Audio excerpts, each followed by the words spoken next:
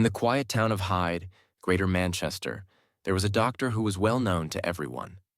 He was the kind of doctor who made house calls, who took his time with the elderly, who always had a calm, reassuring presence. His name was Dr. Harold Shipman. To the people of Hyde, he was a kind, caring doctor, professional, friendly, polite. He was the doctor you trusted, someone who would never hurt you. But behind that smile, behind the stethoscope, was something terrifying. This is the story of how a trusted doctor became one of the most prolific serial killers in modern history. Harold Shipman was born on January 14, 1946, in Nottingham, England. He was the second of 3 children in a working-class family. He was quiet and studious, always trying to please his mother, Vera, who was intelligent, proud, and protective. When Harold was 17, his world was turned upside down. His mother, Vera, was diagnosed with terminal lung cancer. Harold watched as she slowly died, and during this time, he saw the way doctors used morphine to ease her pain. That experience would have a lasting impact on him. Some believe that it was the moment he first tasted the power that comes with controlling life and death. After his mother passed away, Harold decided he wanted to become a doctor. He worked hard to get into medical school and eventually graduated from Leeds School of Medicine in 1970. He married Primrose Oxtoby while he was still a student, and the couple had 4 children together. On the surface, it seemed like Harold Shipman was on the path to a bright and respected career. But there were already signs of trouble. In the late 1970s, Shipman moved to Hyde, a town in Greater Manchester, and became a general practitioner. He opened his own practice in 1993. Shipman quickly became well known in the area for his kindness and dedication to his patients. He would often visit them at home, especially the elderly. He was always available, never rushed. He seemed to genuinely care. But behind the mask of kindness, something dark was brewing. Over the years, many of Shipman's patients began dying suddenly, often when they were alone at home.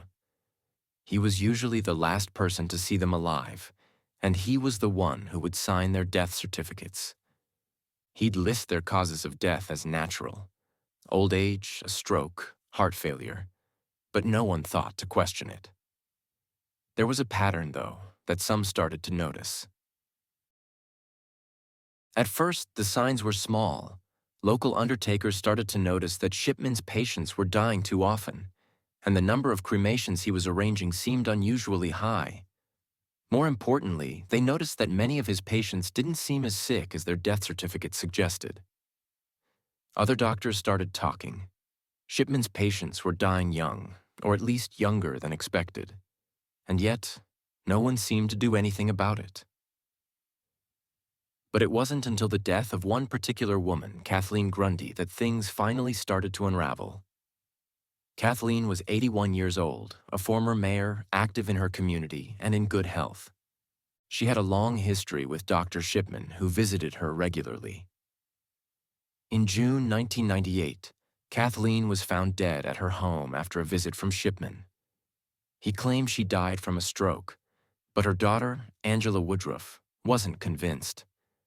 Kathleen hadn't been sick. She wasn't frail. Something didn't feel right. Then Angela made an even more disturbing discovery.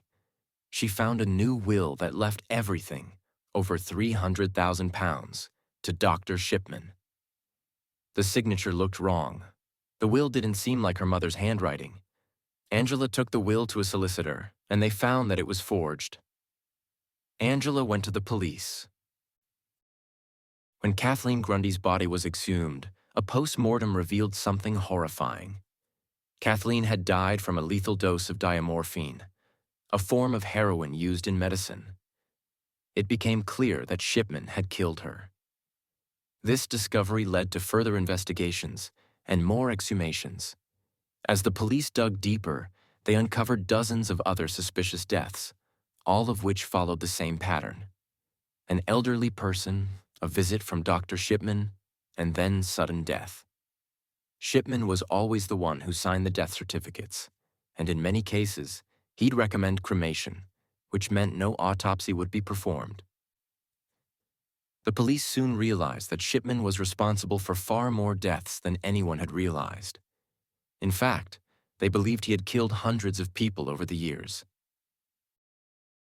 In 2000, Harold Shipman was arrested and charged with 15 murders.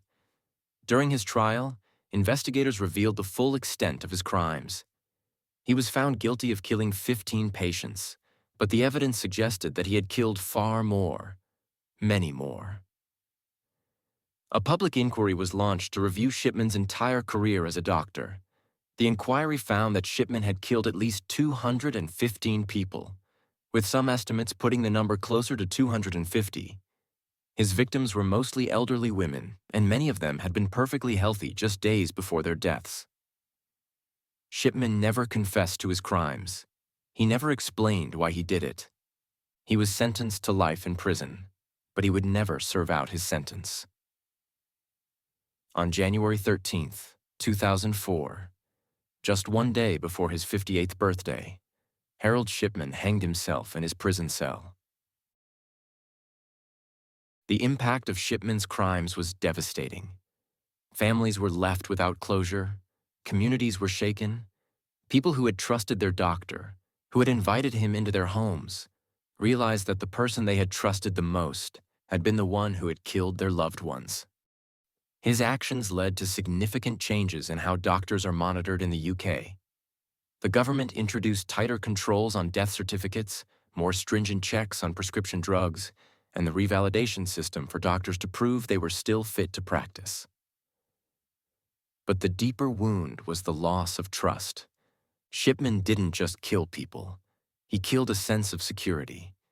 He exploited the one thing we rely on when we are vulnerable: our trust in doctors. Sometimes, the most terrifying monsters don't lurk in the shadows. Sometimes, they wear white coats. Sometimes, they sit in front of us, calm, reassuring.